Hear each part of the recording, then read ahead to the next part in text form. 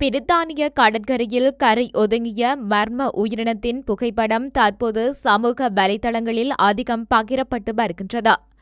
கடற்கரையில் மணல் பரப்பில் இருந்த எலும்புக்கூடு போன்ற உருவத்தை கண்டு மக்கள் அதிர்ச்சியடைந்துள்ளனர். கடந்த மார்ச் 10 பவுலா மற்றும் டேவ் ரீகன் என்ற தம்பதியினர் பிரித்தானியாவின் கென்ட் பகுதியில் உள்ள கடற்கரைக்கு சென்றுள்ளனர்.